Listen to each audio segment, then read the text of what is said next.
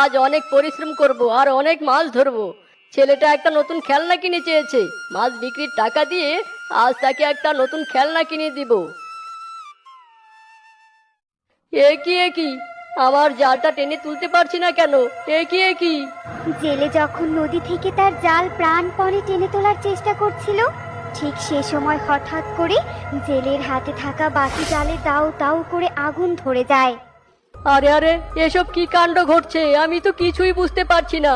আমার আশেপাশে কোনো অপশক্তি নেই তো? না না, কোনো অপশক্তি নেই, তবে জলপরী ঝিনুকমালার শক্তি আছে। বেশ করেছি, তোর জাল পুড়িয়ে দিয়েছি। আমার নদীতে কাউকে মাছ ধরতে দিব না। যা, চলে যা বলছি এখান থেকে। না না জলপরি, তুমি এই গরিব জেলের পেটে লাথি দিও না। মাছ ধরতে না পারলে যে আমি আমার পরিবার নিয়ে না খেয়ে থাকবো। জালটাও পুড়িয়ে ফেললে আমি এবার মাছ ধরবো কি করে? মানুষের বাচ্চা, বেশি কথা বলিস? তোকে না বলেছি এখান থেকে চলে যেতে? চলে যাবি নাকি তোকেও জাদু দিয়ে পুড়িয়ে দিব? তখন আর পরিবারের মুখও দেখতে পারবি না। না না, মেরো না মেরো না, চলে যাচ্ছি আমি। এ কথা বলে জেলে সেখান থেকে চলে যায়। আর ঝিনুকমালা বলে ওঠে, ওই তো নদীর পাড়ের গাছে একটা পাখির বাসা দেখা যাচ্ছে। ওই বাসায় দুটো ডিমও দেখতে পাচ্ছি। যাই, ডিম দুটো পেড়ে খেয়ে নেই। এই বলে ঝিনুকমালা মানুষের রূপ ধারণ করে সেই গাছের কাছে চলে যায় আর তার জাদু দিয়ে পাখির বাসা ভেঙে নিচে ফেলে দেয়। ঠিক তখনই সেখানে সেই পাখি চলে আসে।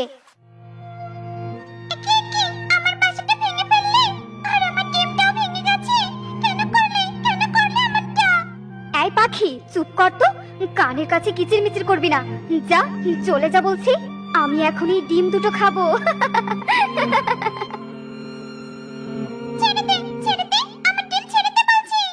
উফ, আমাকে বিরক্ত করছিস? দাঁড়া, তোদের সব পাখিদের আমি কি নাজেহাল অবস্থা করে দেখ এবার। এ কথা বলে ঝিনুকমালা রেগে উঠে দাঁড়ায় আর তার জাদু শক্তি দিয়ে গাছের ডালে থাকা সব পাখিদের বাসা একে একে ভাঙতে থাকে। আর সব পাখিরা ঘর হারা হয়ে দিক বিদিক উড়তে থাকে।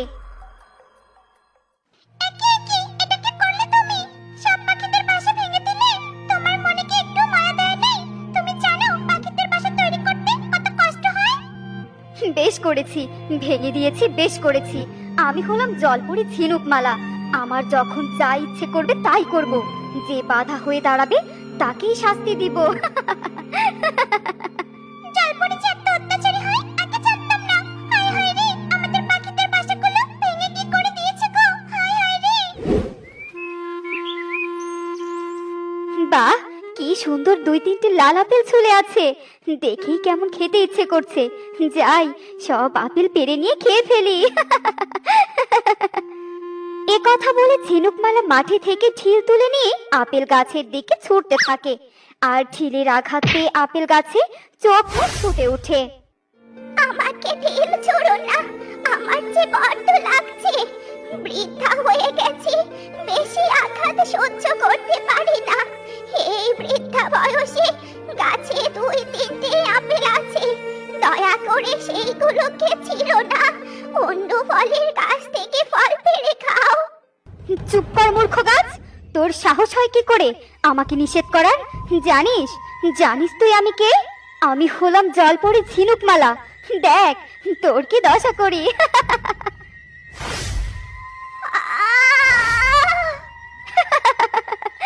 দেখ দেখ আমাকে নিষেধ করার ফল কি হলো। থাক বৃদ্ধা আপেল গাছ, ভাঙা ডালপালা নিয়ে দাঁড়িয়েই থাক, আমি চললাম। এ কথা বলে ঝিনুকমালা সেখান থেকে চলে যায় আর বৃদ্ধা আপেল গাছ ব্যথায় কাতরাতে থাকে। জলপরী ঝিনুকমালা হাঁটতে হাঁটতে একটা ফাঁকা মাঠের কাছে চলে আসে আর সেই মাঠে কিছু ছোট ছোট ছেলে মেয়েদের খেলতে দেখতে পায়। বাবা, কি ছোট ছোট মানুষের বাচ্চা! এই বাচ্চাগুলোকে বশ করে যদি আমি আমার জলরাজ্যে নিয়ে যেতে পারি, তবে সারা জীবন আমি আমার দাস করে রেখে দিব। এবার তবে ওই মানুষের বাচ্চাগুলোকে জলরাজ্যে নিয়ে যাওয়ার ব্যবস্থা করি। এই বলে ঝিনুকমালা সেই ছোট্ট বাচ্চাদের উপর তার বশীকরণ জাদু প্রয়োগ করে আর সাথে সাথে বাচ্চাগুলো অজ্ঞান হয়ে পড়ে যায়। তারপর ঝিনুকমালা তার দৈব শক্তির বলে বাচ্চাগুলোকে নিয়ে অদৃশ্য হয়ে যায়। অন্যদিকে কিছুক্ষণ পর, বাচ্চারা কোথায় তোমরা? বাচ্চারা কোথায় তোমরা? সব বাচ্চাদের সাথে আমার বাচ্চাটাকেও খেলতে পাঠিয়েছিলাম, কিন্তু এখন তো খুঁজেই পাচ্ছি না। আমার বাচ্চাটাকে বুঝি হারিয়ে ফেললাম গো, হারিয়ে ফেললাম। কেঁদো না বৌদি, কেঁদো না, আমরা সবাই আমাদের বাচ্চাদের ঠিক খুঁজে পাবো। চলো চলো একটু সামনে এগিয়ে দেখি। এরপর সবাই হাঁটতে হাঁটতে বনের আরো কিছু দূরে চলে যায়। বাচ্চারা কোথায় তোমরা? বাচ্চারা কোথায় তোমরা? আর এক নাগরাজের গুহার সামনে এসে পৌঁছায়। সবার চিৎকার চেঁচামেচিতে নাগরাজ গুহা থেকে বেরিয়ে আসে আর বলে, আহ, চিৎকার চেঁচামেচি করে আমার ঘুমটাই নষ্ট করে দিলি তোরা। মনে হচ্ছে সব কটাকে এক ছোবলে উপরে পাঠিয়ে দেই।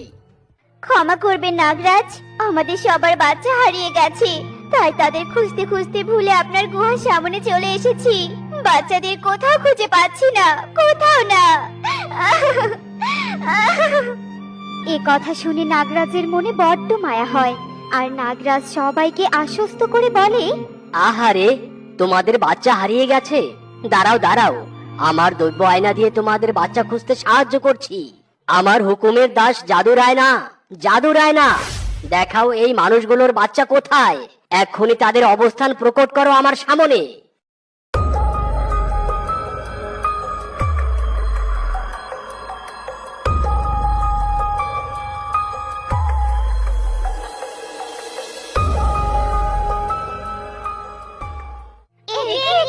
আমাদের বাচ্চাদের ওই জলপরি ঝিনুকমালা ধরে নিয়ে গেছে। হায় হায় রে, কিভাবে এবার আমাদের বাচ্চাদের উদ্ধার করব? হায় হায় রে। তোমরা হায় হায় করো না, আমি ওই ঝিনুকমালার কাছ থেকে তোমাদের বাচ্চা উদ্ধার করে দেব। চলো চলো সবাই আমার সাথে ওই নদীর পাড়ে চলো, ওই নদীতেই অত্যাচারী ঝিনুকমালাকে পাওয়া যাবে। নাগরাজের কথা শুনে সবাই নাগরাজের পিছু পিছু যেতে থাকে। আর যখন নদীতে পৌঁছায়, ঠিক তখনই নাগরাজ নদীর জলে তার বিষাক্ত বিষ ছুঁড়ে মারে। আর নদীর জলে বিষ পড়ার সাথে সাথে জল নীল হয়ে টকবক করে ফুটতে থাকে।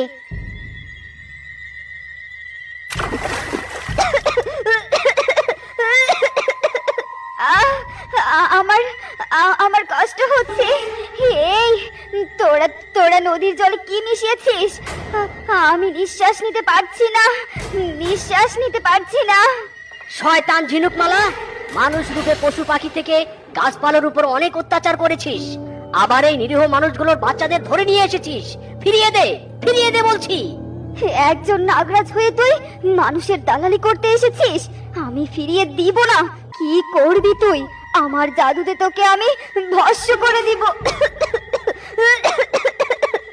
তোর জাদু প্রয়োগ করার আগেই আমার বিষে তোর মৃত্যু ঘটবে। দে বলছি, বাচ্চাদের ফিরিয়ে দে। না না, দিচ্ছি দিচ্ছি ফিরিয়ে।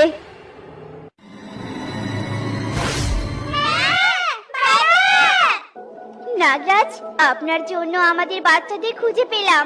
হ্যাঁ, সবাই বলো, সবাই বলো, জয় নাগরাজের জয়, জয় নাগরাজের জয়। নাগরাজ, তোকে আমি ছাড়বো না। তোর ক্ষতি আজ নয়তো কাল আমি করেই ছাড়বো। তুই আমার কি ক্ষতি করবি? দেখ তোর আমি সারা জীবনের জন্য কি দশা করি। এই কথা বলে নাগরাজ ঝিনুকমালার ওপর তার নাগ শক্তি প্রয়োগ করে। আর সাথে সাথে ঝিনুকমালা একটা ইঁদুরে পরিণত হয়ে যায়।